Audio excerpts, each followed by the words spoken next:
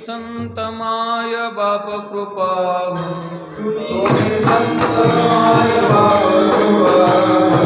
तुम्ही संत माय बाप कृपा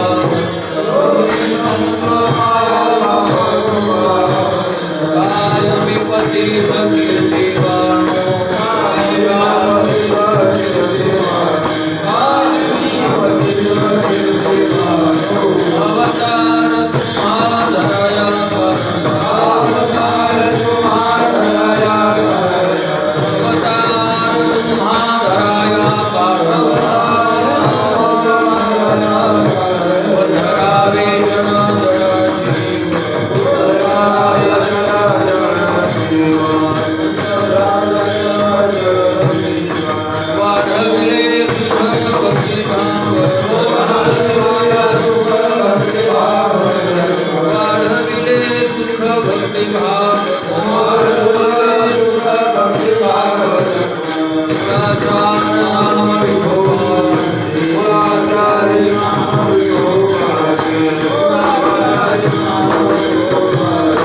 अवतार तुम्हारा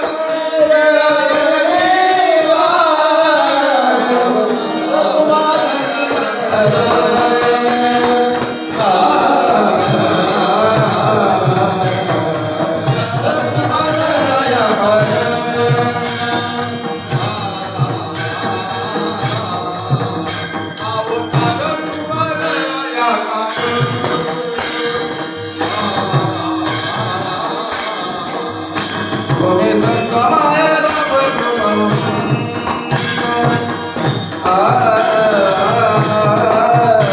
तुम्ही संत माय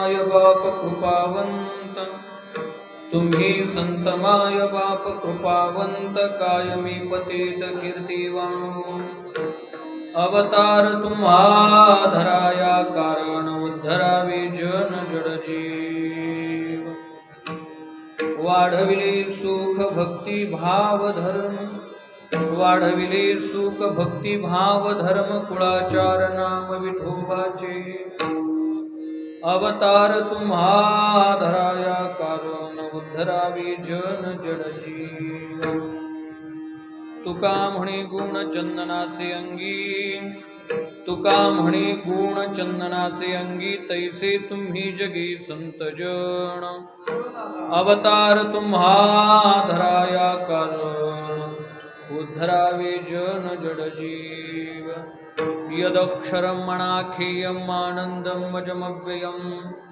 श्रीमन्निवृत्तिनाथेति ख्यातं दैवतमाश्रये पांडुरंगा करू प्रथम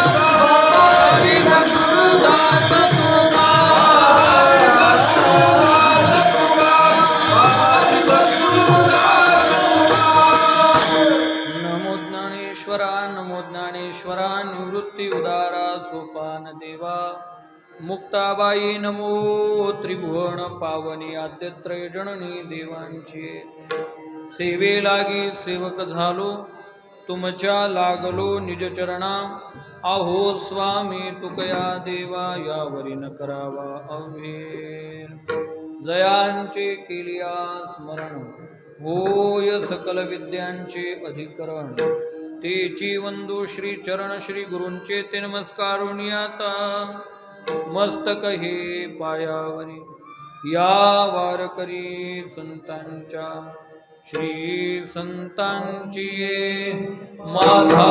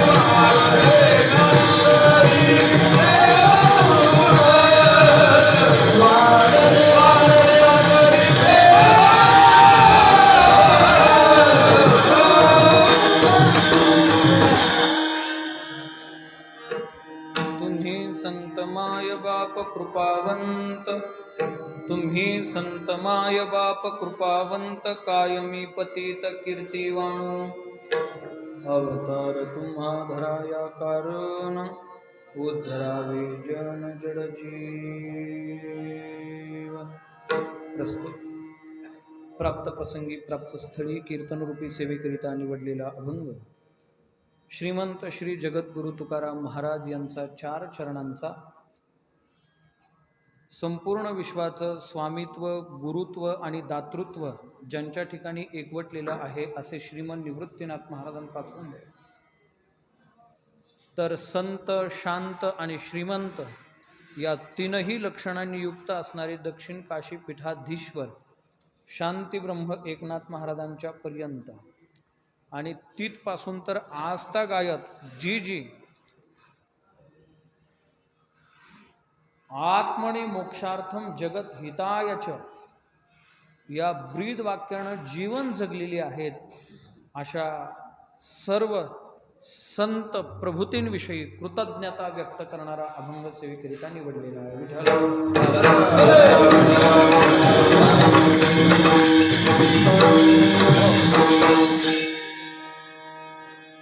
सेवेला सुरुवात करण्यापूर्वी थोडासा परिहार द्यायचा तो असा. अखिल कोट ब्रह्मांड नायक भगवान श्री पांडुरंगाच्या कृपेने मुक्त कैवल्य तेजोनिधी भगवान ज्ञानोबारा जगद्गुरु तुकोबारा श्री संत सद्गुरु गणेशनाथ महाराज आदी करून सकल संत मांदियाळीच्या आशीर्वादाने समस्त ग्रामस्थ उजनी तालुका औसा जिल्हा लातूर आणि पंचक्रोशीतील सर्वच वारकरी मंडळी, देहूकर फडाची सगळी वारकरी मंडळी यांच्या संयुक्त विद्यमानं गेल्या 378 वर्षांपासून ब्रह्मलीन संत गणेशनाथ महाराजांचा समाधी सुरू आहे. हे 378वे वर्ष आहे. मोठ्या थाटात माटात आनंदात उत्साहात हा उत्सव संपन्न होऊ पाहत आहे. 7 दिवसांचा असतो तो सप्ताह असतो, परंतु आपलं पाक्षिक आहे म्हणजे अमावस्येपासून तर पौर्णिमेपर्यंत असा आपला 15 दिवसांचा उत्सव गणेशनाथ बाबांच्या समाधी उत्सवानिमित्तानं आपण करतो. आपण सगळीजण भाग्यवान आहोत की आपण त्यांचा समाधी उत्सव करू शकतो.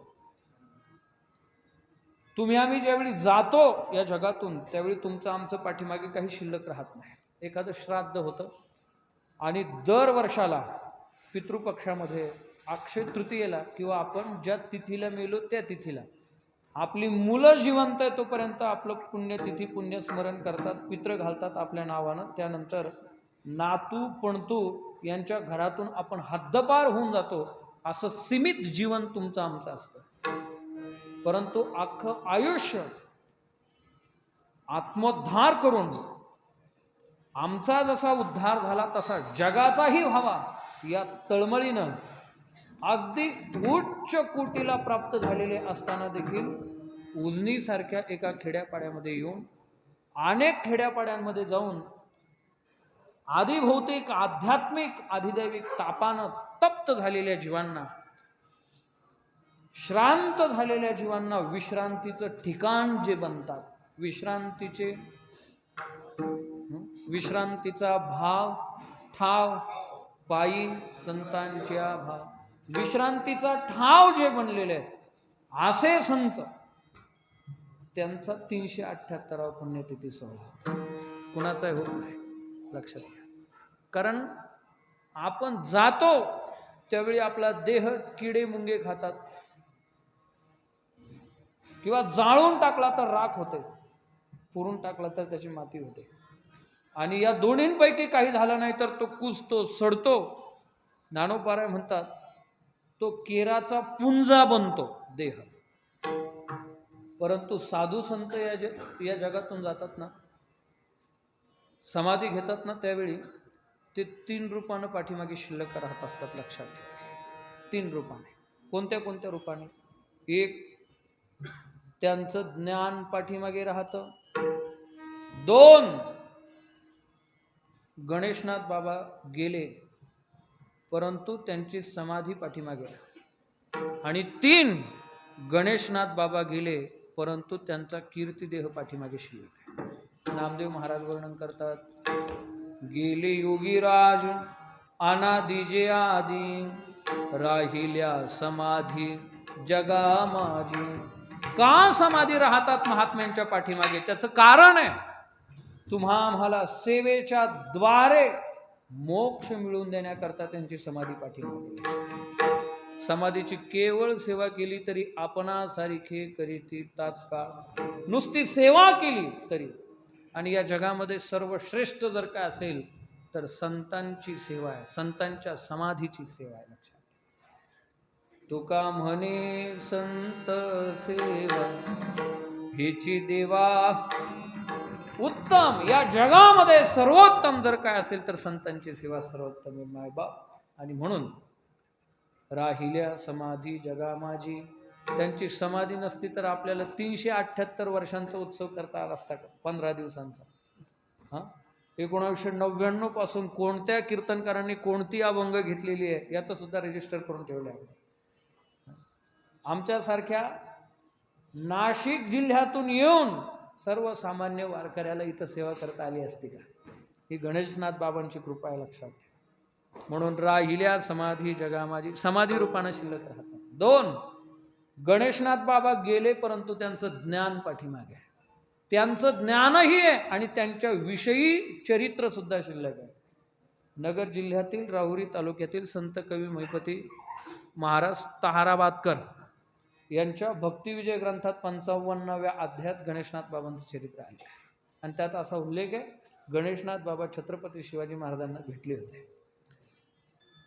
पंढरपूर मुक्कामी असताना छत्रपती शिवाजी महाराजांना ते भेटले होते. पंढरपूरला जाताना भेटले होते, मला नक्की सांगता येणार नाही स्थळ, परंतु त्यांनी अतिशय सुंदर पलंग बनवला होता. त्यावर गणेशनाथ बाबांनी पहुडावं अशी राजांची इच्छा होती.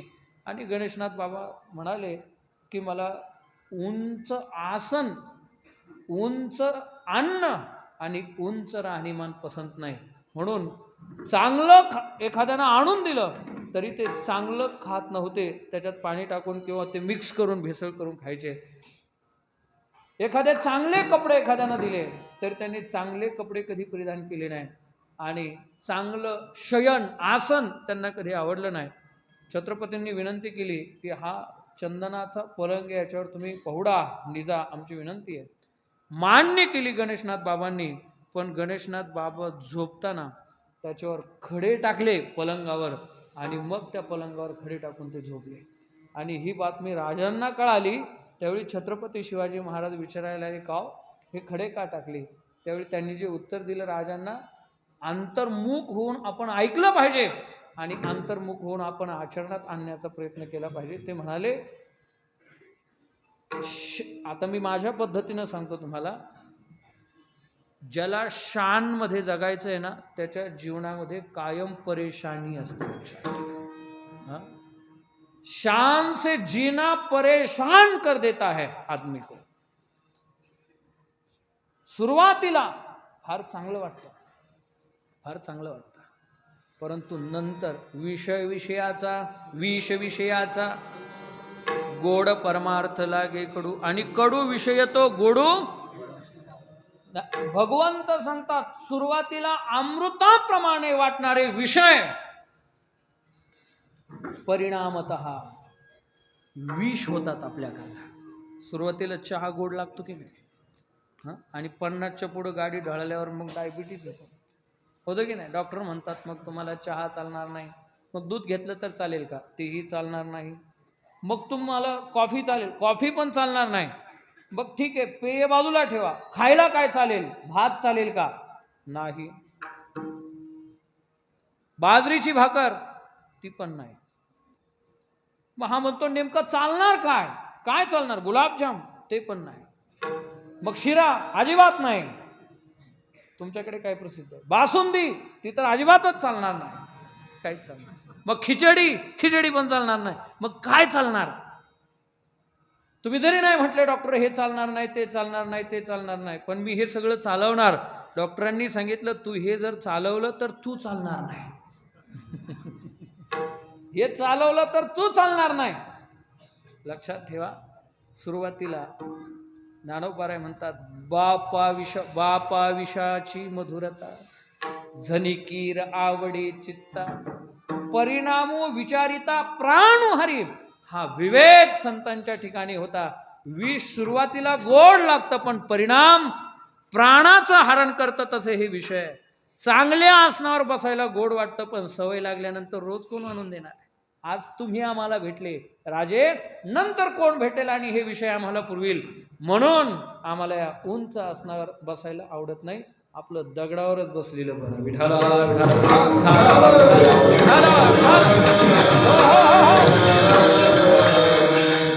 इथं आल्यानंतर वाचलं मी फेटा बांधायच्या मला मिळालं.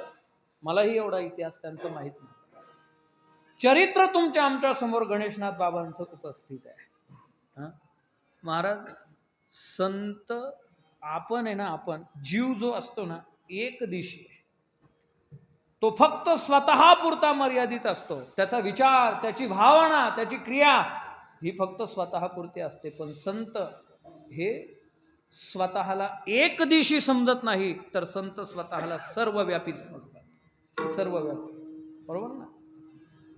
म्हणजे मला जर विचारलं तर मी फक्त या देहालाच माझं म्हणतो. माझं अस्तित्व एवढंच आहे. ज्ञानोबाराय म्हणतात अशी माणसं निसुक आहे, त्यांना जे स्वतःला व्यापक असताना स्वतःला 3.5 हाताचा समजतात, अशी माणसं बिनलाजी आहेत म्हणतात ज्ञानोबाराय. ऐसे सिया अवकळा घेपे शरीराचा कंटाळा, ते लाज पै निर्मळा निसुगा गोड. आपण व्यापक आहे, तरीही आपण स्वतःला जर या देहापुरतं समजत असो, तर ज्ञानोबाराय म्हणतात तुमच्यासारखे निसू कोडगे. कोडगा कळतो ना तुमच्याकडे? कोडगा कशाला म्हणतात? ज्याला लाज नाही त्याला काय म्हणतात? कोडगा. आमच्याकडे एक म्हणे, सरांना माहिती आहे, कोडग्या कोडग्या लाज नाही, कालचा कोडगा आज नाही. आहे का तुमच्याकडे? नाही ना तुमच्याकडे? मग इथून पुढे ऍड करा तुमच्या म्हणींमध्ये. विठाला विठाला विठाला विठाला. उद्या उमेश बाबांचं कीर्तन आहे ना? उद्या की परवा आहे? उद्याच आहे ना? आमचे आदरणीय परमश्रद्धेय उमेश महाराज दशरथ एक विनोदानं सांगितलं होतं त्यांनी, मी सांगतो तुम्हाला. एक बाप ड्युटीवरून घरी आला. घरी आल्यानंतर त्या पोराला म्हटलं, म्हणजे पोरगा टीव्ही पाहत होता, मॅच चालू होती महिलांची, फायनल साऊथ आफ्रिकेसोबत, आणि तो बघत होता. आणि तेवढ्यात बाप आलेला त्यानं पाहिलं. बाप माठाजवळ गेला, पाणी पित होता. हा बापाला म्हणतो की 3 तासापासून एकाच जागेवर मी बसलोय, तुम्ही मला पाणी आणा, मला पाणी प्यायचं आहे. आता आपण आपल्याकडे काय संस्कृती आहे, पोरानं बापाला पाणी पाजलं पाहिजे की बापाने पोराला पाणी पाजलं पाहिजे? हां, पोराने बापाला एका बुकीत पाणी पाणी कोणी कुणाला पाजलं पाहिजे? पोराने बापाला. परंतु काय, तुला काही लाज लज्जा आहे का? तुझा बाप आहे, मला पाणी आणायला सांगतो, लाज वाटते का तुला काय? तो म्हटला, पप्पा ते तिकडे कीर्तनात सांगायचं, उजनीला जाऊन ते लाज बीज, तुम्ही माहिती आहे आम्हाला कसे घरात राहताना, तुम्ही माहिती आहे, गुपचूप पाणी घेऊन या. त्या बापाला राग आला. बाप म्हटला, कार्ट्या, तू जर आता पुन्हा पाणी आणायला सांगितलं ना, तिथे येऊन तुझ्या कानाखाली देईल. ते पोरगं म्हटलं, पप्पा कानाखाली देण्याकरता तुम्हाला इथपर्यंत यावंच लागणार आहे. नाही कळालं का? येता येता तांब्या भरून आणा, याला काय म्हणायचा? निसुगा गोड बिन लाजा. लाजच नसते, पण संतांच्या दैवी संपत्तीच्या 26 गुणांनी नटलेले गणेशनाथ बाबा, लज्जा हा त्यांची दैवी संपत्तीचा गुण त्यांच्या ठिकाणी, लक्षात ठेवा. ह्रीच्या पलम, भगवंतानं सांगितलं की नाही, ह्री लज्जा त्यांच्या ठिकाणी. आणि लज्जा असण्याचं लक्षण काय? तर स्वतः या देहापुरतं मी मला न समजणार, हे महत्वाचं लक्षण आहे, लक्षात ठेवा. म्हणून गणेशनाथ बाबांनी फक्त त्यांचा देहाला मी नाही समजलं, तर किंबहुना चर आणि अचर आपणची जाहला. ओवी सगळ्यांना माहित आहे, हे विश्वची माझे घर, आईसी मती जयाची स्थिर, किंबहुना चर अचर मीची जाहला. चर, चरातही स्वतःला पाहिलं, चरातल्या माणसांमध्ये स्वतःला नाही पाहिलं. त्याने माणसांमध्ये स्वतःला पाहतच होते, ते स्त्रियांमध्ये स्वतःला पाहत होते, बाळ गोपाळांमध्ये स्वतःला पाहत होते, म्हणून कीर्तन करत होते. परंतु चर, झाडं सुद्धा चरच आहे ना, वृक्ष आहे की नाही? कोणीतरी म्हटलं आम्हाला काही कामधंदे असतात, जा झाडांना कीर्तनं सांगा. तर त्यांनी झाडांना सुद्धा स्वतःचं शिष्य म्हणून घेतलं, आंब्याच्या झाडाला, आणि त्याला सुद्धा कीर्तन सांगितलं. हा त्यांचा सर्वव्यापी भाव होता. ते फक्त चर मी झाले असं नाही, ते आचर सुद्धा आपणची झाला. कीर्तनात काही लोकांनी टाळ्याच वाजवल्या नाही. ते म्हटले तुमच्या कीर्तनात आम्ही का टाळ्या वाजवायच्या? ते म्हटले मग तुमच्याकरता दगड टाळ्या वाजवतील. तर उपस्थित असणाऱ्या कीर्तनातले जे काही दगड आजूबाजूला पडले होते त्यांनी त्या कर्मठ लोकांसाठी टाळ्या वाजवल्या, त्याच्यातून टाळीचा आवाज आला. असं माझ्या 5 मिनिटांच्या वाचनातून लक्षात आलं की इतके महान संत होते, त्यांचं चरित्र महिपती बाबांनी लिहून ठेवलं. आणि चरित्र कुणाचं होतं माहिती आहे? ज्याचं चारित्र्य आहे त्याचं चरित्र होत असतं. विठाला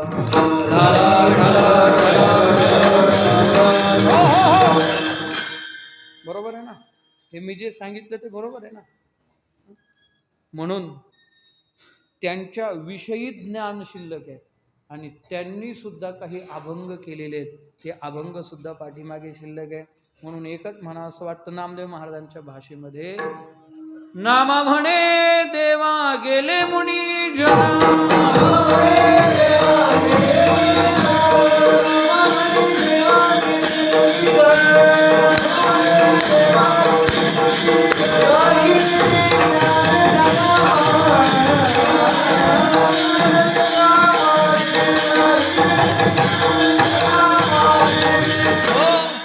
नामा म्हणे देवा गेले मुनिजन, राहिले ते ज्ञान जगा माझी. म्हणून 378वी पुण्यतिथी त्यांची लक्षात, समाधी ज्ञान पाठीमागे राहिलं. आणि तिसरी महत्वाची गोष्ट संतांची पाठीमागे राहते, त्याला कीर्ती म्हणतात. महाराज म्हणतात राहिल्या त्या कीर्ती जगा माझी, राहिल्या त्या कीर्ती जगा माझी, राहिल्या त्या कीर्ती जगा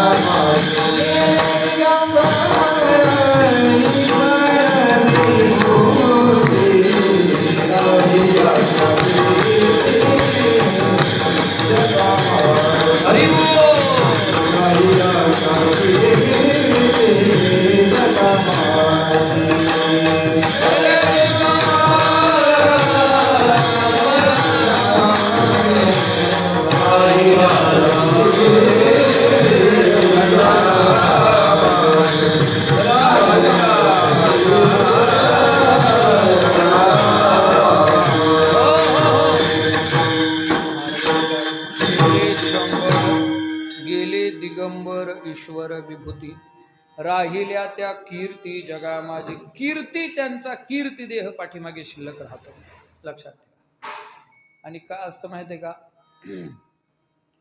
ज्याला मोठं व्हायचं आहे ना त्यांनी नेहमी या सगळ्या संतांच्या विषयी कृतज्ञ राहिलं पाहिजे. तुम्ही इतका मोठा उत्सव साजरा करता, इथं 15 दिवसांचा उत्सव असतो, कीर्तनकार येतात, 100-150 टाळकरी कीर्तनाला उभे आहेत. आदरणीय परमश्रद्धेय व्यंकटेशजी ढवण सर, आमचे गुरुतुल्य व्यक्तिमत्व आहेत, ते नाशिकहून इथे येतात.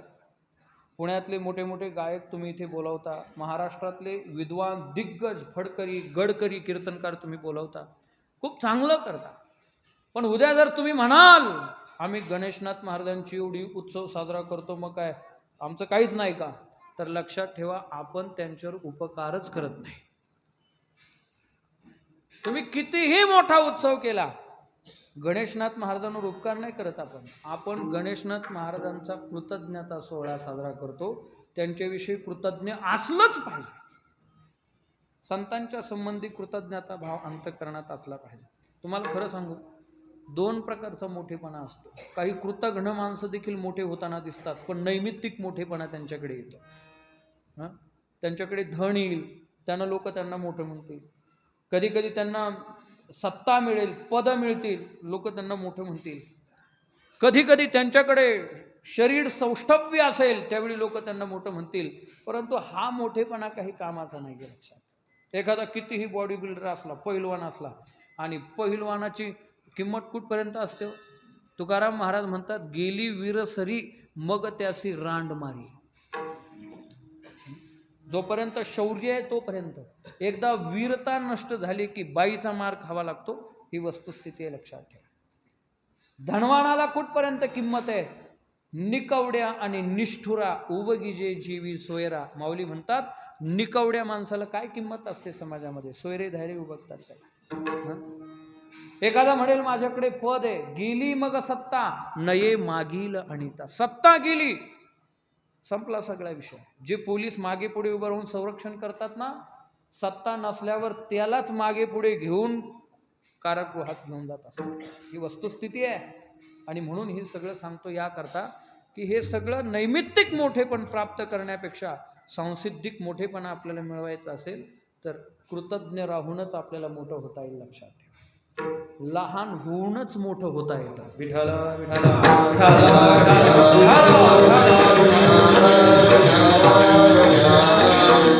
जगद्गुरु तुकाराम महाराज अणुपेक्षा लहान झाले म्हणून आकाशापेक्षा मोठे झाले. बरोबर आहे ना?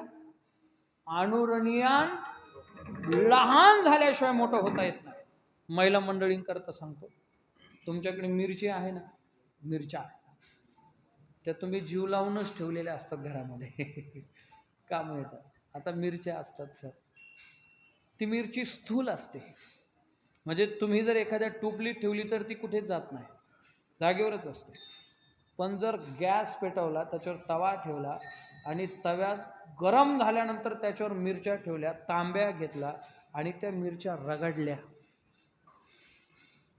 तर ती मिरची कुठं कुठं जाते? नाही अनुभव? मिरची खातच नाही तुम्ही.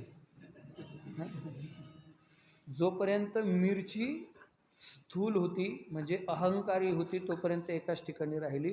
पण तिचा अहंकार चिराडला ना तर ती बेडरूममध्ये सुद्धा गेली, ती घराच्या बाहेर सुद्धा आली, ती सगळीकडे गेली. कळालं की नाही कळालं तुम्हाला? हे कधी कळालं मग? ठसका आल्यावर. विठ्ठल विठ्ठल. तुम्हाला सूक्ष्म होता आलं की व्यापक होता येतं. लक्षात. आपल्याला लहान होता आलं की मोठं होता येतं. लहान. महाराज तुकाराम महाराज आजच्या अभंगात किती लहान झाले तुम्ही विचार करा. आजचा अभंग म्हणजे तुम्ही संत मायबाप कृपावंत कायमी पतित कीर्तिवान. वारकरी संप्रदायाच्या कलशस्थानी जगद्गुरु तुकाराम महाराज आहे. पण तुकाराम महाराज विचार करतात की मला कलशस्थानी शोभण्याकरता हे माझं श्रेय नाहीये, मी तर कुणब्याचा पोरगा आहे.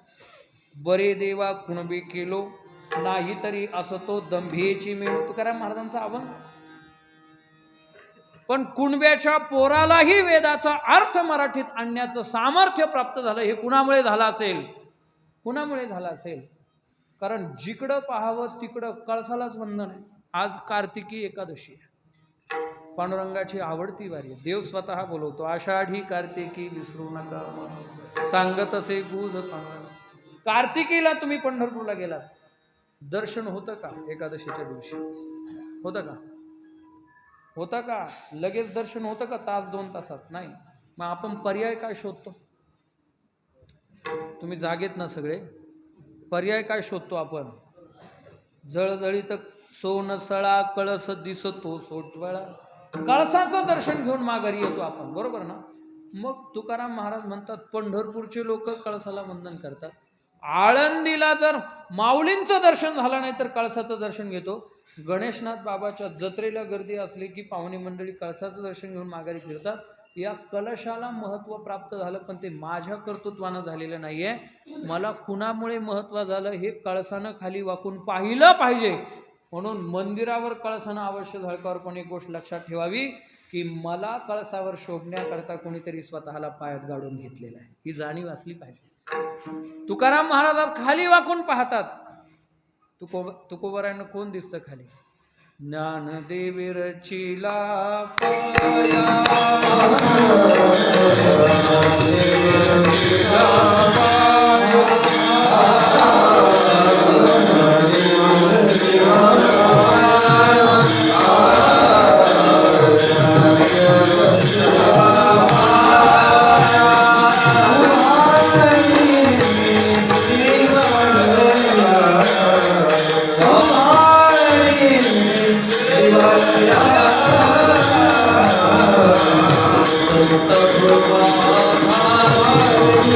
Thank you.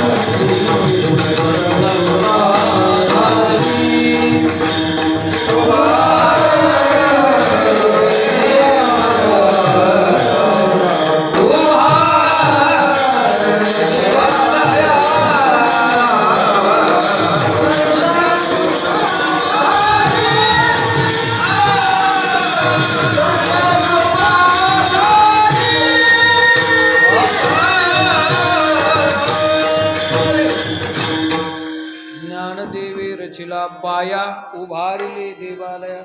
तुकोबारायांना कळसावर शोभण्याकरता माऊलींनी स्वतःला पायात घालून घेतलेले. लक्षात ठेवा, माऊलींचे अगणित उपकार आहे महाराज तुमच्या आमच्या. आज तुम्ही आम्ही बहुजन समाजाची मंडळी एकत्रित येऊन कीर्तन, सप्ते, ज्ञानेश्वरी पारायण, परमार्थ करू शकतो ना. हे सगळे उपकार जर कोणाचे असतील तर आळंदीच्या ज्ञानेश्वर माऊलीचे उपकार आहे. नाहीतर ठराविक लोकांनी परमार्थाची मक्तेदारी स्वतःच्या हातामध्ये घेतलेली होती. महाराज, मेलेली जनावर गाव कुसाच्या बाहेर ओढून टाकणाऱ्या एका महार समाजाला, की ज्याला पांडुरंगाच्या पायरीवर बसण्याचाच अधिकार नव्हता, अशा एका संताला पांडुरंगाच्या महाद्वारात समाधी दिली. एवढी मोठी क्रांती ज्ञानेश्वर महाराजांनी केली. लक्षात ठेवा. आपल्याला सोपं वाटतं, हल्ली जातीवाद बोकाळलाय सगळीकडे, हल्ली धर्मवाद बोकाळला.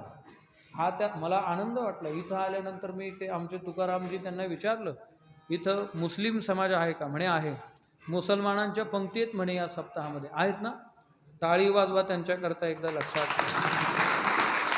माणसं समान वयाची नसली तरी चालतील, परंतु समन्वयाची असली पाहिजे. लक्षात ठेवा. कबीरा मोमीन, लतीफा मुसलमान, सेनान हवी जाण विष्णुदास. शेख मोहम्मद जगद्गुरु तुकोबारायांचे गणेशनाथ महाराजांचे समकालीनच असते. तुकाराम महाराजांचा मंडप पेटला होता कीर्तनात देहूमध्ये, तर गणेशनाथ आपलं शेख मोहम्मद महाराजांनी श्रीगोंद्यातला मंडप सोडून देहूतला मंडप विझवला आणि तुकाराम महाराजांचे सर्व श्रोत्यांचे प्राण वाचले. कुठं पेटलं तर विझवण्याकरता मुस्लिम बांधव पूर्वी येत होते. आज पेटलं तर अजून भडका करण्यासाठी जर येत असतील कुठल्याही जाती धर्माची लोक, तर मग मात्र ही गोष्ट भारताला आणि या देशाच्या एकतेला, विश्वबंधुतेला शोभा न देणारी गोष्ट. लक्षात ठेवा. म्हणून वारकरी संप्रदायाचा संदेश आहे, यारे यारे याती भलती, करावा विचार न लगे. पण दुर्दैव सर, काही काही गावांमध्ये कीर्तनकाराच्या तारखा घेताना सुद्धा तो आपल्या जातीचा आहे का पाहिला जातो. खरे की खोटं आहे? आणि काय आपण स्वतःला वारकरी संप्रदायातलं मोठं समजतो. कशाला समजतो? अरे आपल्यातला भेदच गेला नाही तर कसले मोठे. अरे देह प्रत्येकाचे भिन्न भिन्न असू शकतात. इथं कुठल्या तरी जातीत एखादा जन्माला येऊ शकतो. समाजातील सर्वात निकृष्ट घटक म्हणजे देहविक्रय करणारी स्त्री, परंतु तिची मुलगी होती आणि ती ज्ञानोबारायांना म्हणाली, मी तुम्हाला चालेन का? ज्ञानोबाराय म्हणाली, का चालणार नाही? ज्ञानोबारायांनी तिला संत मेळ्यात घेतलं आणि नुसतं घेतलं नाही तर तिचं दर्शन घेतल्याशिवाय पांडुरंगाचं दर्शन घेता येत नाही. त्या मुलीचं, वेश्येच्या मुलीचं, काय नाव आहे तिचं? तिनं रिप्लाय दिला, ज्ञानोबाराय भेटल्यामुळे माझ्या जीवनात काय बदल झाला? ती म्हटली, धन्य कान हो पात्रा आजी झाली भाग्याची, भेटी झाली ज्ञानदेवाची म्हणवोनी, कान हो पात्रेला. पांडुरंगाच्या देवळात जागा देण्याचं पवित्र काम माऊलींनी केलं. लक्षात ठेवा. म्हणून त्यांनी संघ क्रांती त्या काळामध्ये घडून आणली. कोणती क्रांती केली? संघ क्रांती. संघ शक्ती कलियुगो, ईश्वर निष्ठांची मान दियाळी, अनवरत भूमंडळी. म्हणून प्रार्थना केली आणि नुसती प्रार्थना केली नाही तर जयाने घातली मुक्तीची गवादी, मेळविली मांदी वैष्णवांची, मेळविली मांदी वैष्णवांची.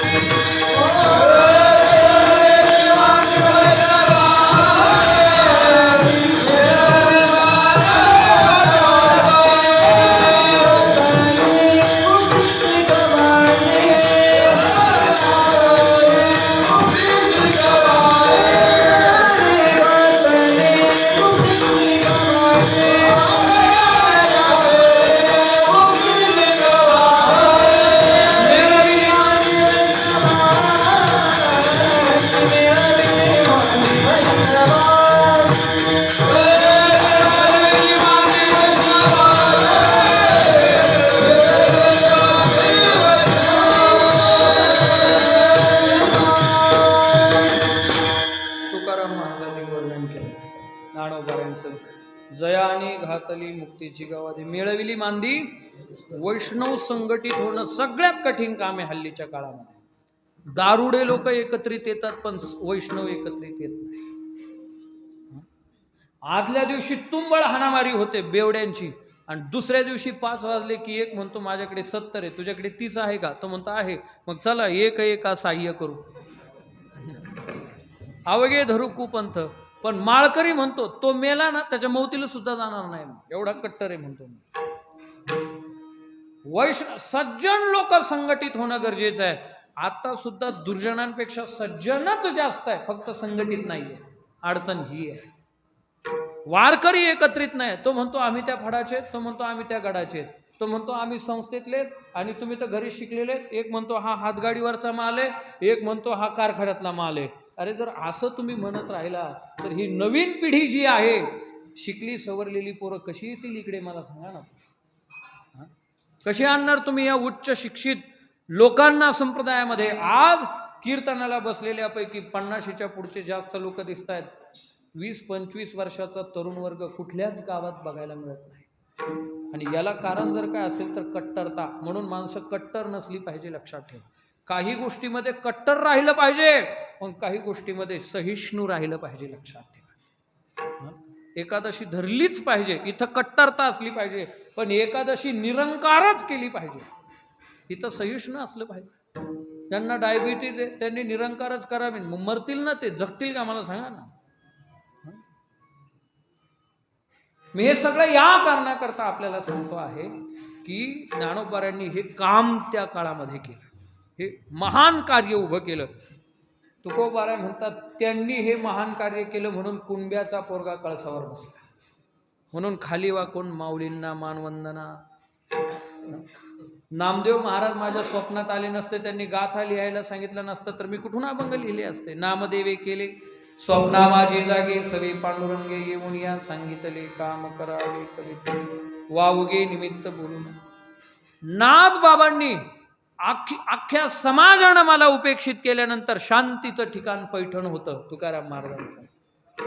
धन्य धन्य काय शरण शरण एक नाथा, पायी माथा नका पाहू गुणदोष, झालो दास पायाचा. तुम्ही जर माझी उपेक्षा केली तर मला कोण विचारणार आहे? तुम्ही भागवत लिहिलं नसतं, एकादश स्कंदावर टीका केली नसती तर माझ्यासारख्यानं हजारो पारायण करून गाथा कसा निर्माण केला असता. म्हणून तुकाराम महाराजांनी नाथांचे आभार मानले, सगळ्या संतांचे आभार मानत होते, त्यांची कीर्ती वर्णन करत होते, त्यांचं गुणगान वर्णन करत होते. पण पुन्हा विचार करायचे, एवढं सगळं मी बोललो पण संतांच्या कीर्तीला न्याय मिळाला का? पुन्हा म्हणायचे अजिबातच नाही. ते तर सागरासारखे आणि मी तळ्यासारखा सुद्धा नाही. सूर्याप्रमाणे असणारे संत, मी त्यांच्या समोर काजव्यासारखा सुद्धा नाही. काय त्यांची कीर्ती वर्णन करू शकतो? मग एवढं सगळं तुकाराम महाराजांनी करावं आणि मग म्हणावं कायम्यापती Oh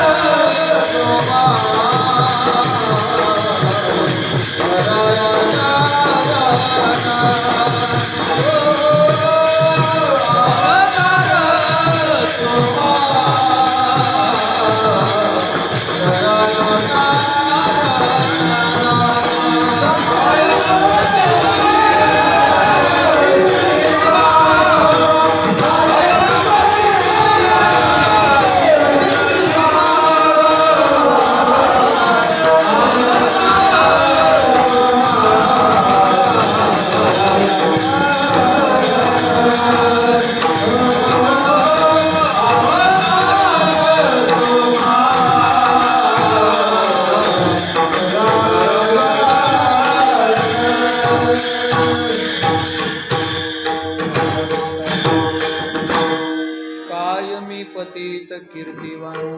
एवढी सगळी कीर्ती वर्णन केल्यानंतर तुकाराम महाराज म्हणतात, मी तुमची कीर्ती काय वर्णन करणार. संतांचं वर्णन करण्याकरिता आपली वाणी नेहमी अपुरीच असते. हे दशक्रिया विधीचे श्राद्धाचे कीर्तन असतात आमच्या भागामध्ये, नाशिक भागात. लोक म्हणतात हे गेले यांच्याविषयी बोला. मग ते लिहून देतात एका कागदावर, 4-5 ओळी असतात. हे कधी जन्माला आले, त्यांनी कधी लग्न केलं, किती लग्न केले, यांना त्याच्यापासून किती आपत्य झाले, त्यांनीच यांना कसं मारलं आणि हे कसे मेले. संपला इतिहास. हा जीवाचा इतिहास आहे, लक्षात ठेवा. म्हणजे वाणी शिल्लक राहते आणि वर्णन संपून जातं, कीर्ती संपून जाते. पण संतांचं तसं नाही आहे. कीर्ती शिल्लक राहते आणि वाणी अपुरी पडते. काय वाणू आता न पुरे, ही वाणी मस्तक चरणी ठेवीत असे. नारद भक्ती सूत्रात नारद महर्षी सांगतात की अगम्य असं संतांचं चरित्र असतं, संतांची संगत असते. अगम्यो अमोघश्च महत्संगस्तु दुर्लभो. एक सूत्रच आहे, महत्संगस्तु दुर्लभो. अगम्यो अमोघश्च, ते अमोघ आहे परंतु अगम्य आहे, न कळणार आहे, न कळणार. हा प्रश्न तुकाराम महाराजांच्या समोर आहे असं नाही, ज्ञानोबारायांना सुद्धा विचारा. ज्ञानेश्वरी जर आपण वाचत असाल ना, तर ज्ञानेश्वरीच्या प्रत्येक अध्यायामध्ये ज्ञानोबाराय सांगतात की तोच भाव आहे ज्ञानोबारायांचा बोलण्याचा, की एखादा सुवर्णाचा अलंकार असेल, त्या सुवर्णाच्या अलंकारावर जर आपण चांदीचं पुट लावल्यानंतर जसं सोन्याची किंमत कमी होते ना, तसं संत हे सोने.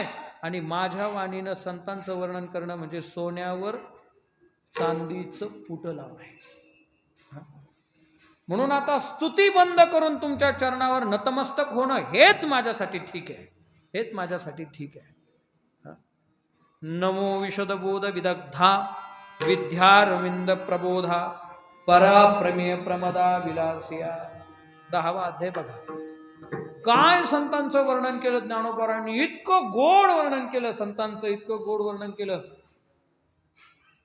ज्ञानोबाराय म्हणतात, हे असो हा दिठीवा जयावरी झळके, की हा पद्म करू माथा पारुखे, तो जीवची परी तुके महेशीसी. काय संतांचा महिमा आहे, संतांचं सामर्थ्य किती मोठं आहे, की हा दिठीवा जयावरी झळके. दिठी म्हणजे दृष्टी. गणेशनाथ बाबांची नुसती दृष्टी जरी एखाद्यावर पडली, हा दिठीवा जयावरी झळके, की हा पद्म करू माथा पारुखे. पद्म करू म्हणजे संतांच्या हाताला कमळाची उपमा दिलेली आहे. सगळ्याच अवयवांना कमळाची उपमा असते संतांच्या, लक्षात ठेवा. तशी हाताला सुद्धा कशाची उपमा आहे, हा योगायोग आहे. हात आणि कमळ ज्ञानोबारायच एकत्र आणू शकतात ज्ञानेश्वरीत. विठाला विठाला.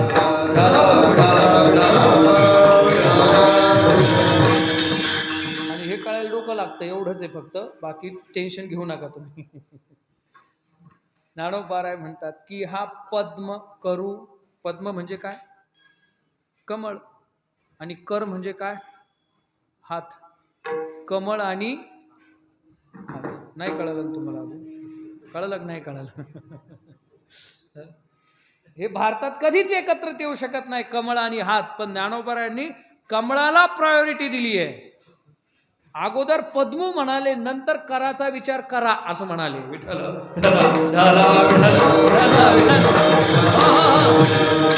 म्हणून की हा पद्म करू संतांचा पद्म कर हस्तकमल डोक्यावर पडलेला असेल ना एखाद्याच्या, तो सामान्य जीव असतो. सामान्य जीव तो जीवाची परी तुके महेश. तो सामान्य जीव असतो, परंतु त्याची तुलना महेश म्हणजे भगवान शंकरासोबत होते.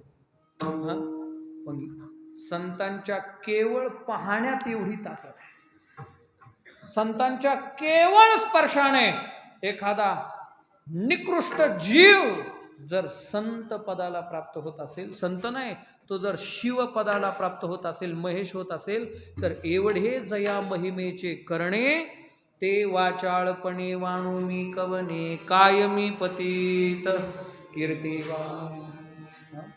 ज्ञानोबाराय म्हणतात वाचाळपणानं कसं वर्णन करायचं. का सूर्याची अंगा उठणी लागत असे.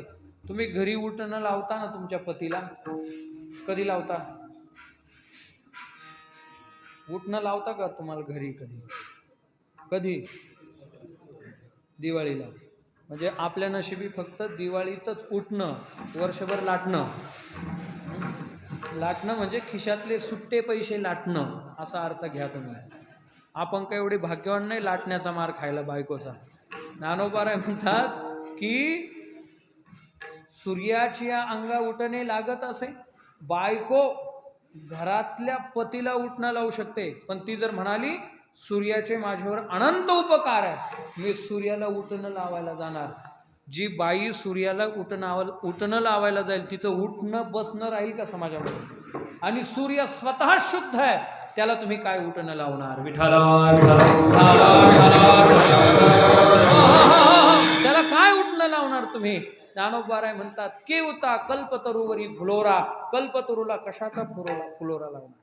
अरे हे गगनाखाली मंडप घालता येतो, मंडपाखाली गगन आणता येईल का? नाही. म्हणून तुकाराम महाराज म्हणतात कायमी पतित कीर्ती वाणू. कीर्ती वर्णन करणं सोडा, अगोदर त्यांची कीर्ती कळणंच अवघड आहे. नाथबाबांनी एका अभंगामध्ये खूप गोड वर्णन केलंय. नाथबाबा म्हणतात पवन घालवेल पालान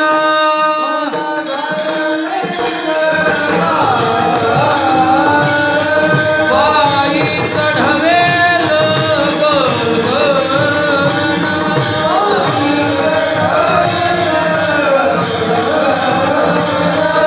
भूत भविष्य कळो नैना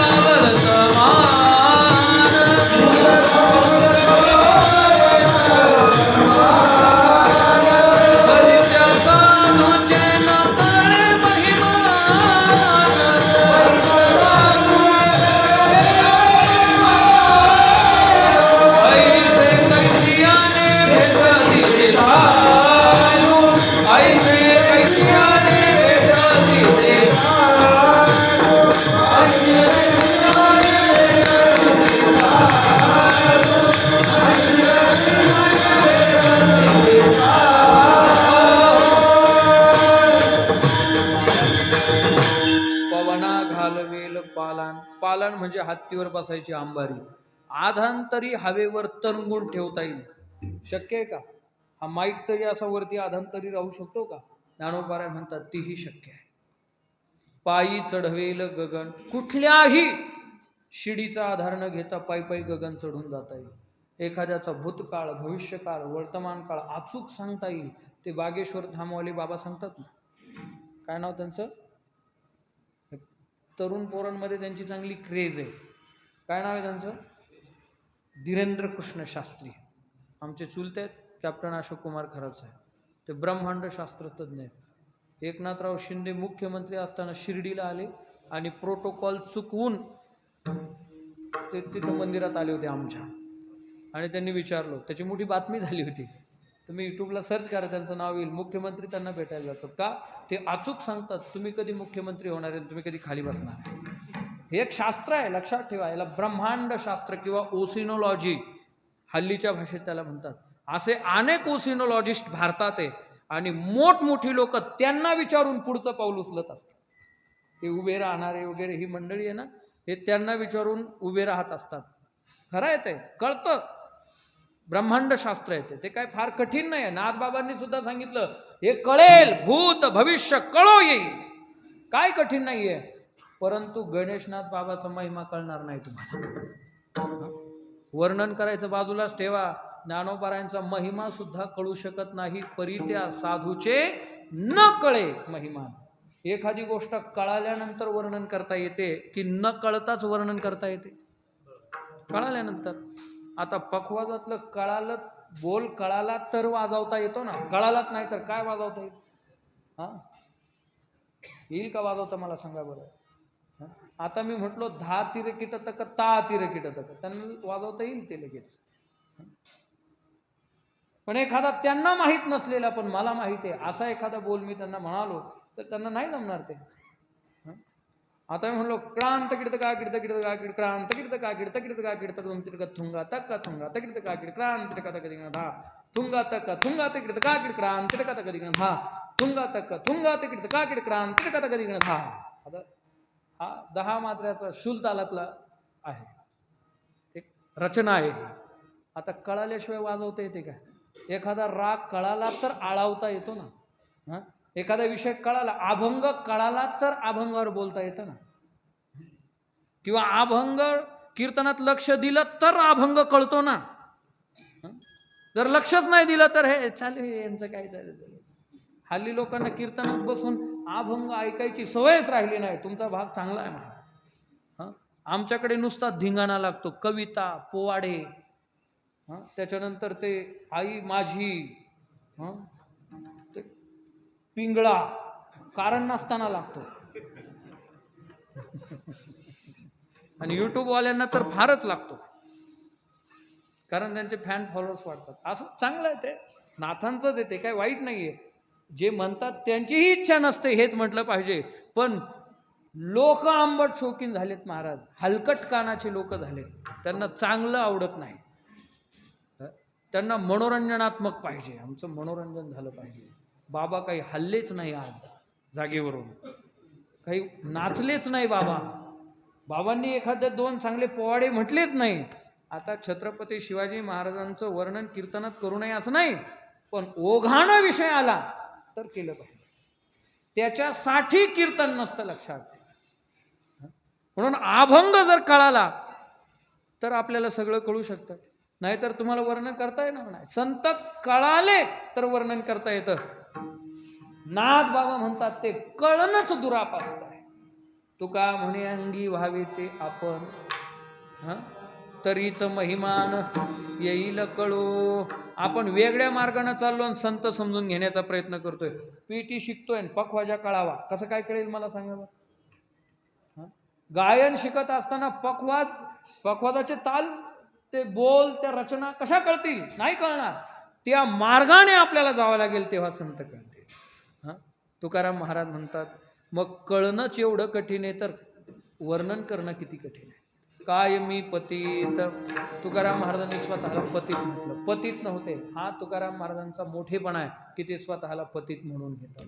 काय मी पतित कीर्तिवान. का वर्णन करता येणार नाही तुमचं? कारण तुम्ही कोण आहे? तुम्ही संत माय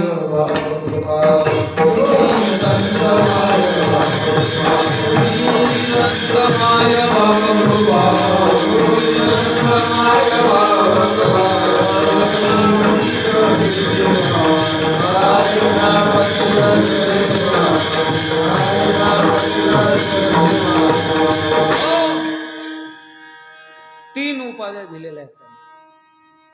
एक तर संत समोर आहेत तुकाराम महाराजांच्या, आणि समोर असणाऱ्या व्यक्तीविषयी तुम्ही असं म्हटलं जातं. आता मी तुमच्याशी बोलत असताना किती वेळा म्हटलं तुम्ही तुम्ही तुम्ही तुम्ही तुम्ही संत, तुम्ही माय, तुम्ही बाप आणि तुम्ही कृपावंत. 4 विशेषणं दिलेली आहेत.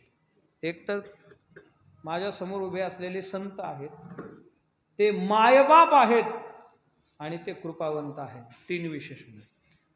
मग आता संतांचं वर्णन करता येत नाही, मायबापाचंही वर्णन करता येत नाही, कृपावंताचंही वर्णन करता येत नाही, किंवा संतांना मायबाप आणि कृपावंत म्हटलं, असे 2 विशेषण संतांना दिले तरी त्यांचं वर्णन करणं कठीणच आहे. तुम्ही लक्षात घ्या, या जगामध्ये संत हेच खरे आपले मायबाप आहे. जन्मदाते आईबाप आपले खरे आईबाप नाही, ते सावत्र आईबाप आहेत आपले.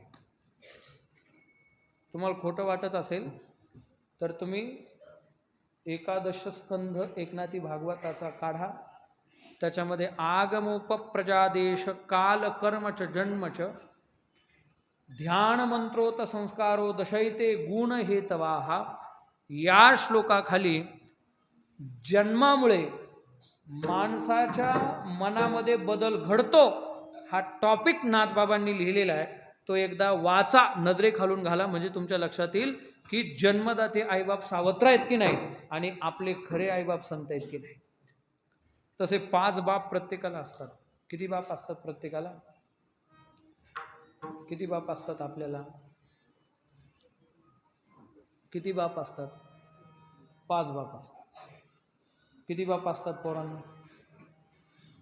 तुम्ही हालेना, बोलेना, चालेना, डोलेना, गेले का काय ते पण कळेना. म्हणजे गेले म्हणजे झोपी वगैरे गेले का काय कळेना. किती बाप असतात प्रत्येकाला? 5 असतात ना. कोणते कोणते असतात सांगा. पहिला, बरं मीच सांगतो ऐका. नाथबाबा म्हणतात, उपदलिया बाळकाशे तत्वता पंचविध दान पिता, जनिता आणि उपनेता तिजा प्रतिपालिता अन्नदाने. 3 झाले का? जनिता जन्माला घालणारा 1, उपनयन संस्कार करणारा 2, 3 अन्नदान करणारा, 4 जो भयापासून सोडविता, बंध विमोचन करिता, जो देहाचे मरण चुकविता, तो ही पिता शास्त्रार्थी. नदीत पडला, बुडायला लागला, मरणारच होता, तेवढ्यात एका पोहणाऱ्यानं उडी टाकली आणि त्याला वाचवलं, म्हणजे त्याचा बापच झाला, पुन्हा जन्माला घातलं, पुनर्जन्म झाला त्याचा. आणि 5वा पिता आहे, या वेगळा 5वा पिता, जो झाडणी करी पंचभूता, जो मृत्यापासून सोडविता, जो गर्भव्यथा निवारी, जो असं जन्माला घालतो की पुन्हा जन्माला यावंच नाही लागलं पाहिजे आणि असं मारतो की पुन्हा मारावंच लागलं नाही पाहिजे. आणि असा बाप एकमेव या जगात कोण असेल तर आपले गुरु अथवा संत आहेत, लक्षात ठेवा. दुसरा बाप नाही असा कोणी या जगामध्ये नाही. नाथबाबा म्हणतात पहिले 4ही बाप सावत्र आहेत, पण सख्खा बाप जर कोण असेल आणि सख्खी माता जर कोण असतील तर संत हे आपली खरी आई आणि खरे बाप आहे. म्हणून तुम्ही संत मायबाप, म्हणून त्यांना मायबाप म्हटले. महाराज, व्यवहारातले मायबाप भिन्न भिन्न असतात. ह्या माता आहेत, हे पिता आहेत, परंतु परमार्थातले मायबाप 2 नसतात. संत गणेशनाथ महाराज एकच आहेत, पण तेच प्रसंगी माय बनतात आणि तेच बाप बनतात. उपदलिया बाळकाशी सर्वथा वेगळाली माता पिता, एक वीर्याते निक्षेपिता, धारण पोषणता जननीची. एक पोटामध्ये साठवते आणि एक वीर्याते निक्षेपिता, एक बाप वेगळा आणि आई वेगळी. पण तैसा सद्गुरु नभे पिता, निज वीर्य न विचिता, धारण पोषणता न करिता, जननी जनिता स्वये झाला, स्वतः जनक होतो आणि स्वतः आई होतो. म्हणून गणेशनाथ बाबा आई आणि बाप दोघं पण आहे. म्हणून ज्ञानोबाराय साधकाचा मायबाप म्हटलेला आहे. म्हणून हे एकत्र म्हणायचं, तुम्ही संत मायबाप, तुम्ही संत माय बाप कृपावंत, असं नाही म्हणायचं. तुम्ही संत मायबाप कृपावंत असं म्हणायचं. विठाला विठाला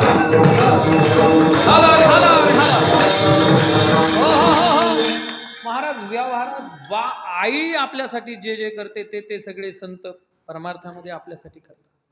साधक रूपी बाळा करताय. महाराज, आपण जन्माला आपल्याला आई बापांनी घातलंय, आपल्या शरीराला जन्माला घातलंय, आपल्या शरीराला. माझं वय आता 36 वर्ष. किती वर्ष? 36 पूर्ण आहे, 37 चालू आहे. मी 16 वर्षाचा असताना गळ्यात माळ घातली. त्याच्या अगोदर मला आवड होती, मी काही खात पित नव्हतो, पण मी 16व्या वर्षी गुरु केले. बरोबर. माझ्या शरीराचं वय 36 वर्ष आहे, परंतु माझ्या साधनेचं वय फक्त 20 वर्ष आहे. किती? 20 वर्ष. माझा खरा जन्म ज्या दिवशी मी गळ्यात माळ घातली त्या दिवशी झाला. अगोदरचे 16 वाया गेले, निरर्थक आहे, लक्षात ठेवा. चांगदेव महाराज 1400 वर्ष जगले, पण मुक्ताबाईचा अनुग्रह ज्या दिवशी झाला त्या दिवशी म्हणाले, चांगदेव म्हणे आजीची जन्म आलो, गुरुपुत्र झालो, तुमच्या शरीराच्या वयाला किंमत नाहीये. सामान्य मायबाप तुमचे शरीर जन्माला घालू शकतात, पण त्या शरीरामध्ये साधकत्व जन्माला घालतात ते आपले सद्गुरू संत. लक्षात ठेवा. म्हणून तुम्ही संत मायबाप, म्हणून खरे मायबाप आपले जर कोण असतील तर हे. आई काय काय करते लेकरासाठी. 12व्या अध्यायातल्या पहिल्या सगळ्या ओव्या वाचा. जय जय वो शुद्धे उदारे प्रसिद्धे अनवरत आनंदे वर्षतीये, विषय व्याळे मिठी दिदिले अनती ताठी, ते तुझी गुरुकृपा दृष्टी निर्विष होय. तरी कवणा ते तापू पोळी, कैसे निवो शोकू जाळी, प्रसाद रस कल्लोळी पुढे. आधार शक्तीची अंकी, वाढ हवीसी कौतुकी, हृदयाकाश पल्लकी परिये देशी निजे. प्रत्यक ज्योतीची वाळणी, करीसी मनपवनांची खेळणी, आत्मसुखाची बाळलेली लेवबिसी. आई पण लेकराला ओवाळते, पण विजणाऱ्या दिव्यानं ओवाळते, पण संत मात्र प्रत्येक ज्योतीनं ओवाळतात. प्रत्येक नाम आत्मा, आत्मा जो कधीही विजत नाही अशा दिव्यानं ओवाळते. प्रत्येक ज्योतीची ओवाळणी, मन पवनांची खेळणी खेळण्याकरता देते, आणि बाळलेणी आंगड टोपड जे असतं ना ते कापडाचं नसतं, आत्मसुखाची बाळलेणी संत आपल्याला देतात. आई पण भूक लागल्यानंतर लेकराला स्तनाला लावते, पण संत 17वीचे स्तन्य देशी, अनाहताचा हल्लरुगासी,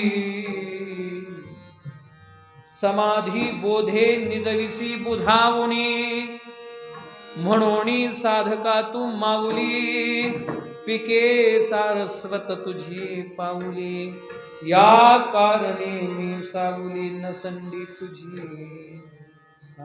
ज्ञानोबाराय म्हणतात, म्हणून साधक रूपी बाळा करता माऊली जर कोण असेल तर तुम्ही माऊली आहात, तुम्ही आई आहात.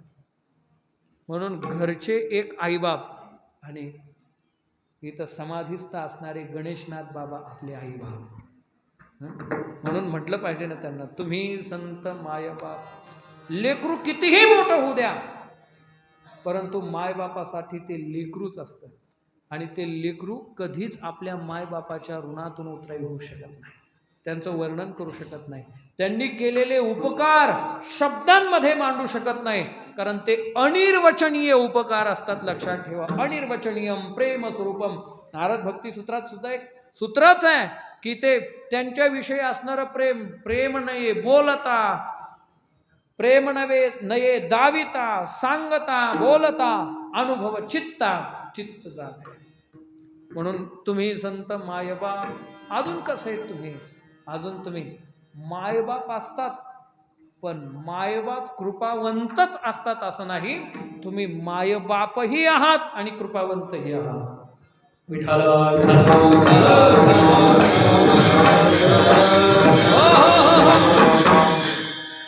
महाराज हे सगळे उभे आहेत ना, आपण इथं बसलेले उभे, ही संतांचीच कृपा आहे.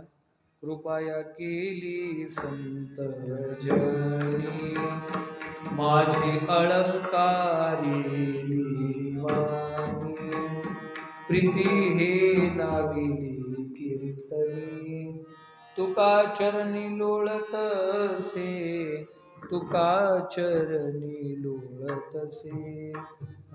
त्या संतांची कृपा आहे. आणि लक्षात ठेवा, कधी कधी शब्द कृपा करतात, शब्दानं सांगतात संत. कधी कधी स्पर्श करून, केवळ स्पर्शानं, निळोबारायांच्या माथ्यावर केवळ हात ठेवला, हात ठेविला मस्तकी, प्रसाद देऊनी केले सुखी. स्पर्शानं कृपा करतात संत, नुसती पाहून सुद्धा कृपा करतात. संतांनी दृष्टिक्षेप आपल्यावर टाकला ना, कल्याण होतं. लक्षात ठेवा. आणि संत कधी कधी संकल्पानं सुद्धा कृपा करतात.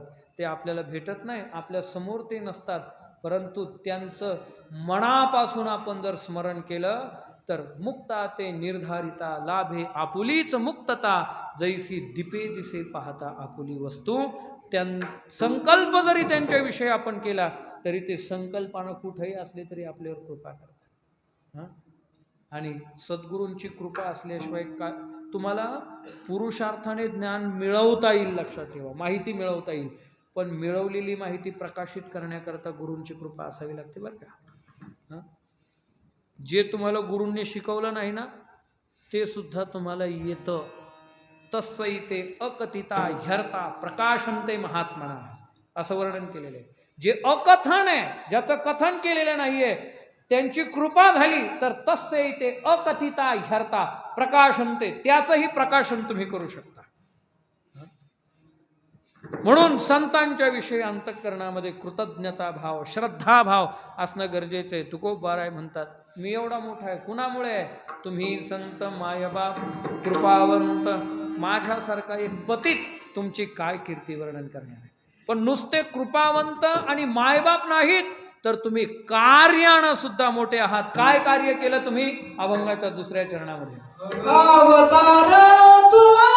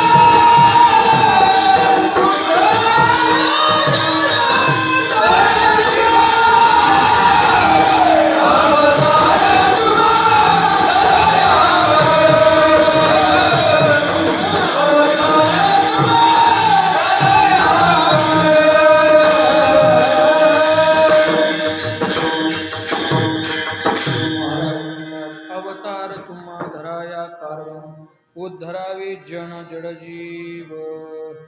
तुम्ही काय केलं? का तुमचं वर्णन आम्हाला करता येणार नाही? त्याचं कारण आहे, तुम्ही अवतार धारण केला. अवतार या शब्दाचा अर्थ होतो वरून खाली येणे. अवतार शब्दामध्ये तृ तरती हा धातू आहे आणि अव हा उपसर्ग आहे. त्याचा अर्थ होतो वरून खाली येणे. वरून म्हणजे कुठून? वैकुंठातून खाली आले का ते? लक्षात ठेवा, वैकुंठ लोक आहेच, ते म्हणतातच आम्ही वैकुंठवासी आलो याची कारणाची. पण वैकुंठ ही एक अवस्था आहे. वैकुंठ हे देवाचं नाम आहे. स्वतःचा हाय क्लास सोडून तुमच्या आमच्यासाठी खाली आले. ते खाली आले. नाथबाबांना काय गरज होती मारवाड्यात आणि मांगवाड्यात जायची सांगा मला? स्वतःचा राजवाडा सोडून गेलेच ना तिथं. याला अवतार म्हणतात. ज्यावेळी क्लास 1 ऑफिसर, कलेक्टर, IAS अधिकारी, IPS अधिकारी गावात आल्यानंतर जर माळकरी असेल ना तो, तर इथं आल्यानंतर ही की लोक उठून गेल्यानंतर हातात झाडू घेऊन सगळं स्वच्छ करतो. कशा करता करतो? याला अवतार म्हणतात. स्वतःचा उच्च दर्जा सोडून खाली येणं आणि तुमच्या आमच्यामध्ये मिसळणं. मुक्त होते संत. नाथपंथी होते. गणेशनाथ बाबा पाटील चिचोंडी हे त्यांचं मूळ गाव, नगर जिल्ह्यातलं अहिल्यादेवी नगर, तिथलं ते मूळचे होते. आणि नाथ पंथाची त्यांना दीक्षा होती. स्वतः सिद्धयोगी होते. मुखातून जे बाहेर पडेल ते सगळं व्हायचं त्यांचं, सगळं त्यांना प्राप्त होतं. आत्मानंदी होते. कुठंतरी जंगलात डोंगरात जाऊन बसले असते, स्वतःच्या आत्मानंदात डुंबत बसले असते. काय गरज होती तुमच्या आमच्यामध्ये त्यांना यायची? बरं, इथं आल्यानंतर लोकांची निंदा सहन करा, इथं आल्यानंतर लोकांच्या शिव्या खा. आणि हे सगळं कशा करता खायचं?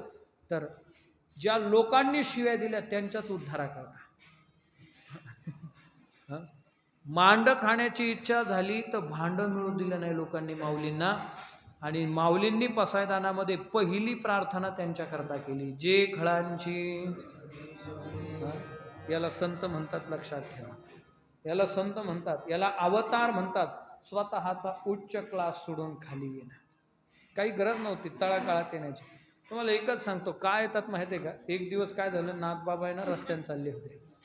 तुम्हाला गोष्ट सगळ्यांना माहिती आहे, काशीहून पाणी आणलं, रामेश्वरमला चालले होते. कदाचित इकडनंच गेले असतील ते कुठून तरी. दक्षिण भारत इथून सुरूच होतो आता पुढे, कर्नाटक वगैरे. एक रामेश्वरचा कळस दिसायला लागला आणि एक गाढव अर्ध मेलेल्या अवस्थेत पडलेलं होतं. त्याला पाण्याची गरज होती. नाथबाबांनी ते पाणी आणलं होतं महादेवाकरता. ते पाणी त्या गाढवाच्या मुखात ओतलं, गाढवाला जीवदान दिलं. गाढव उठलं आणि पळून गेलं. बाकीच्या लोकांनी टाळ्या वाजवल्या. ते म्हणाले की नाथबाबा काय तुम्ही श्रेष्ठ आहे म्हणे. विचारलं का? सांगितलं गाढवाचं दुःख तुम्हाला पाहवत नाही, किती श्रेष्ठ आहे तुम्ही.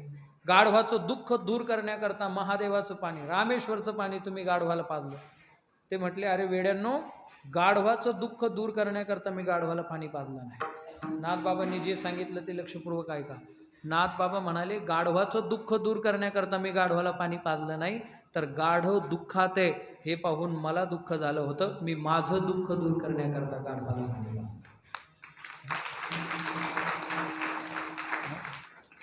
मृदू सबाह्य नवनीत तैसे दुखवे अनेकांच्या दुःखे, इतरांच्या दुःखानं जे दुःखी होतात आणि त्यांचं दुःख दूर करण्याकरता स्वतःचा क्लास सोडून खाली येतात, त्याला अवतार म्हणतात. अवतार तुम्हा धराया कारण. काय गरज होती आळंदीतच राहायची? ज्ञानोबरायांना सांगा ना. त्या विसोबात चाट्याकडे नुसतं माऊलींनी डोळे वटारून पाहिलं असतं तर त्याचा भस्म झाला असता. मंबाजी बुवाच्या काट्याच्या काठीचा मार खायची काय गरज होती तुकाराम महाराजांना? मंबाजी बुवाकडे सुद्धा डोळे वटारून पाहिलं असतं तर जाळ होऊन गेला असता, राख सुद्धा सापडली नसती. एवढी ताकद तुकाराम महाराजांची होती. पण तरी पण हे सगळं सहन केलं. हे सहन करणं म्हणजेच अवतार आहे. अवतार तुम्हा धराया कारण का? उद्धरावे जन, उद्धरावे जड आणि उद्धरावे जड जीव. गाथा ज्ञानेश्वरीच्या माध्यमातून तुमचा आमचा उद्धार केला. महाराज हा जन्मला मृत्यू लोकी, दुजी उपमाना लोकी. भव सिंधुसी बांधिला से तुझेने, अनाथादिना कारणे तुकयाने. महाराज पाण्याच्या समुद्रावर पूल बांधणारे राम होऊन गेले, परंतु भवसागरावर गाथारूपी पूल बांधणारे जगद्गुरु तुकाराम महाराज होऊन गेले. हे कोणाला शक्य नाही. उद्धरावी जन, जनाच्या उद्धाराकरता. देव सुद्धा नाही तुमच्या आमच्या उद्धाराकरता, लक्षात ठेवा. देव फक्त सज्जन आणि दुर्जन दोघांकरताच अवताराला येतो. परित्राणाय विनाशाय च दुष्कृता. 2 लोकांचा उद्धार, 98% जनतेचं काय? बरं इथं बसलेल्यापैकी सज्जन कोण आहे, दुर्जन कोण आहे? सगळी मिक्सिंग आहे आपली. रस्त्यानं चालले. रामाची मूर्ती दिसली, रावणाची पण दिसली. कुणाची उचलतो आपण? टाळकरी मंडळी कुणाची उचलाल तुम्ही सांगा?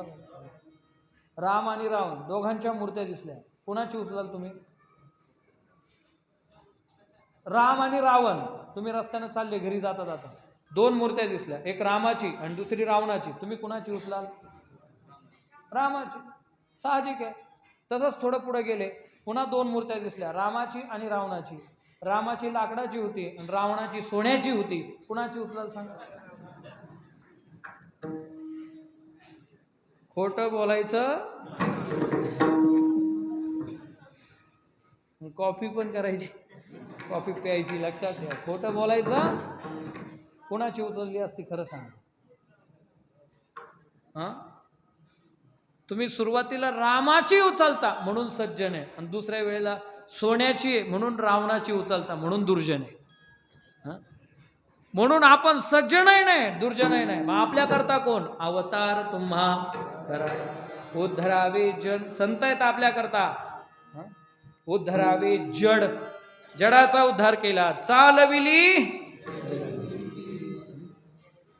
आळंदीतली मातीन दगड नाचत होते. एकाने विचारलं दगडांनो नाचायला काय झालं? सांगितलं आमच्या भाऊबंधाला स्पर्श माऊलींचा झाला तर आमच्या भाऊबंधांकरता मंदिर झालं. आमचे भाऊबंद मंदिराकरता वापरले जातात, परंतु आमच्या भाऊबंधांकरता मंदिर झालं. हे कोण सांगत होतं? कोण सांगत होतं? म्हणजे भाऊबंधांचा उत्कर्ष दगडांना सहन होतो. आहे का नाही? दगडांना भाऊबंदाचा उत्कर्ष सहन होतो, पण माणसांना होत नाही. दुर्दैव आहे. भाऊबंद पुढे चालला की तो कसा मागे खेचायचा त्याचाच विचार करत असतात लोक. असू दे, चालविली जड भिंत म्हणून भिंती करता मंदिर आहे. जगद्गुरु तुकोबारांनी जड शिळेला स्पर्श केला, ती शिळा सुद्धा अजरामर झाली. म्हणून उद्धरावे जड आणि उद्धरावे जड जीव. रेड्यासारखे जड जीव आहेत, त्यांचाही उद्धार संतांनी केला. म्हणून अवतार तुम्हा धराया कारण उद्धरावे जन जड जीव. अजून काय केलं? वाढविले सुख भक्ती भाव धर्म कुळाचार नाम विठोबाचे. सुख वाढविले कशाच्या माध्यमातून? तर भक्ती भाव कुळाचार विठोबाचे नाम वाढावया. सुख भक्ती भाव धर्म कुळाचार आणि विठोबाचे नाम या 5 साधनांच्या माध्यमातून समाजातलं सुख तुम्ही वाढीस लावलं. काय करू शकतो? तुमच्या कीर्तीचं वर्णन करण्याकरता कायमी पतित कीर्तिवाणू हे प्रत्येक ठिकाणी लावून घ्या तुम्ही. एवढं मोठं कार्य केलं, माझ्यासारख्याला काय वर्णन करता येईल? शेवटी तुकाराम महाराज म्हणाले, तुका म्हणे गुण चंदनाचे अंगी तैसे तुम्ही जगी संत जन. चंदनाकडे जसा सुवासिकता आणि सुगंधितता या 2 गुणांनी चंदन मंडित असताना, तसे तुम्हीही 2 गुणांनी मंडित आहात. संत सुगंधी असतात आणि संत स्वतः झिजून जगाला सुगंध देणारे असतात आणि जगाला शांतता देणारे असतात. आणि म्हणून अशा संतांचं वर्णन करायचं कसं करता येईल? म्हणून कायमी पतित कीर्तिवान. एकदा सगळ्यांनी वरती हात करा, मोठ्या प्रेमाने करा. बरोबर वरती हात सगळे करा करा करा. वा. आणि मोठ्या प्रेमाने आता भजन करायचं बघा. आज पांडुरंगाची वारी आहे पंढरपूरला. आपला आवाज पंढरपूर पर्यंत गेला पाहिजे.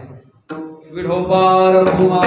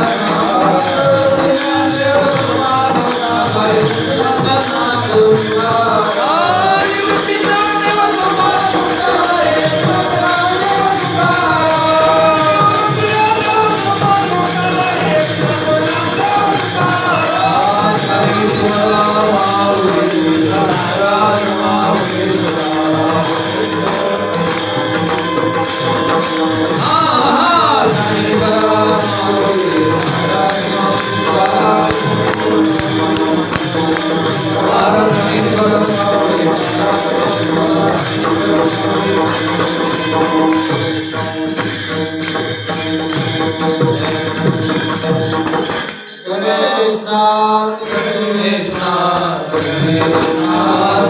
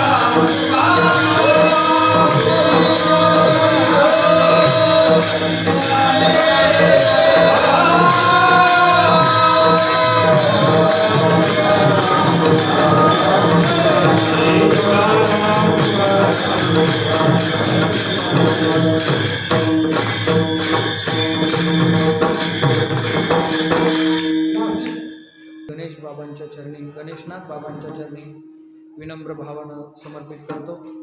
खरं तर लातूर जिल्ह्यातच मी प्रथम आलो आहे. आदरणीय श्री हरिभक्तीपरायण आपल्या गावचे भूमिपुत्र, जन्मभूमी त्यांची उजनी आहे, परंतु कर्मभूमी नाशिक जिल्हा आहे.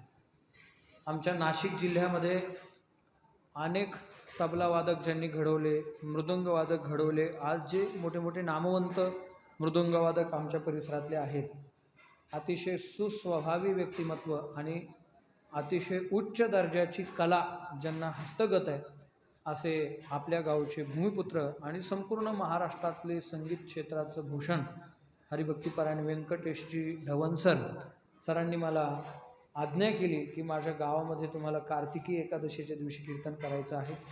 आणि त्यांच्या आज्ञेचा परिपाक म्हणून मी या ठिकाणी उपस्थित झालो. इथं आल्यानंतर समाधीचं चैतन्य साक्षात जागृत समाधी आहे. जे नुसतं डोकं टेकवल्यानंतर असं वाटतं की गणेशनाथ बाबा वरून हात ठेवताय की काय डोक्यावर, असा अनुभव येतो. संतवीर बंडातात्या कराडकर सुद्धा इथे येऊन सांगतात की मला दरवर्षी कीर्तनाला बोलवा, कारण हे जागृत देवस्थान आहे, संतांची जागृत समाधी आहे, संजीवन समाधी आहे. मलाही खूप आनंद वाटला. हा दुग्ध शर्करा योगी जगद्गुरु तुकोबारायांच्या जे देहूकर फड आहे, त्या देहूकर फडाचे संलग्न असणारे सगळे वारकरी या ठिकाणी आहेत. म्हणून 100-150 वारकरी टाळ घेऊन उभे आहेत. आम्हाला संस्थेच्या नियमाप्रमाणे कीर्तन करायची रोज सवय आणि फडकऱ्यांमध्ये कधीतरी कीर्तन करावं लागतं, त्यामुळे भजनं उलटे पालटे होतील, त्याबद्दल क्षमस्व का टाळकरी मंडळी, सगळ्यांची क्षमा मागतो. म्हणून सगळ्यांना धन्यवाद देतो. हे लातूर जिल्ह्यातलं गाव आहे. यांनी अनेक भूकंपाचे धक्के सहन केलेले, पण कितीही धक्के सहन केले तरी पण गणेशनाथ बाबांसारखे संत पक्के असल्यामुळे आपल्याला कुठलाच धक्का काही करू शकत नाही. म्हणून खूप आनंद वाटला. जुन्या पद्धतीची गावं, वाडे, नाशिक, पुणे, तुम्ही पुण्याला राहता ना जोशी सर, आपल्याकडे त्या परिसरामध्ये पश्चिम महाराष्ट्रामध्ये, उत्तर महाराष्ट्रामध्ये सगळे सिमेंटेड जंगलं तयार झालेली आहेत. आता तिकडं जुनं काही राहिलं नाही. जुन्या भिंती, वाडे सगळे पडून गेले आणि आता नवीन मोठमोठ्या गगनचुंबी इमारतीत राहायची सवय झाली. पण इकडं आल्यानंतर खरोखर वाटतं की इथंच कुठंतरी गणेश बाबा राहत असतील, छत्रपती शिवाजी महाराज अशाच वाड्यांमध्ये राहत असतील. काय ते पाटलांचे वाडे मला कळतच नव्हतं. पाटील वाड्यावर का बोलावतात ते वाडे इथं पाहिल्यानंतर मला तेव्हा कळालं. मला वाटलं वाडा नावाचं एखादं हॉटेल बिटेल असेल किंवा वाडा नावाचं काहीतरी असेल, पण वाडा काय असतो पाटलांचा.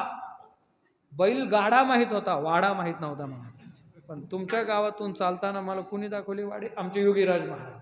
ते म्हटले हे आमच्या पाटलांचा वाडा, हा त्या पाटलांचा वाडा, हा त्या पाटलांचा वाडा. तेव्हा मला कळालं हे वाडे असे असतात. म्हणून वाड्यावाले सगळे तुम्हाला धन्यवाद देतो.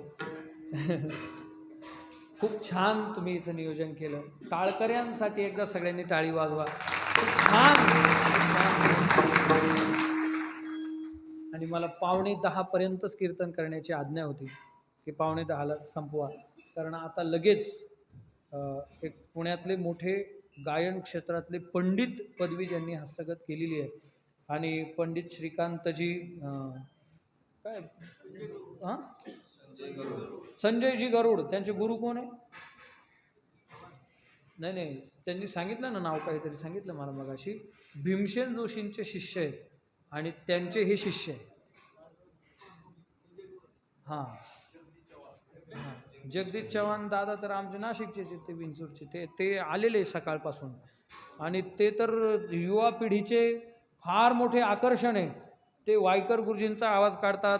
वैकुंठवासी ज्यांना म्हणावं लागतं असे वाडेकर गुरुजी, त्यांचाही हुबेहूब आवाज काढतात. वैरागकर सरांचे तर ते शिष्यच आहेत, पंडित वैरागकर सरांचे. म्हणून आज 2 दिग्गज गायकांचं आपल्याला भजन ऐकायचं आहे. तेव्हा मी जास्त वेळ माझा न लांबवता याच ठिकाणी थांबतो. पायाच्या प्रसादे काही बोलिलो विनोदे मद क्षमा करणे संती नभे अंगभूत युक्ती. शेवटची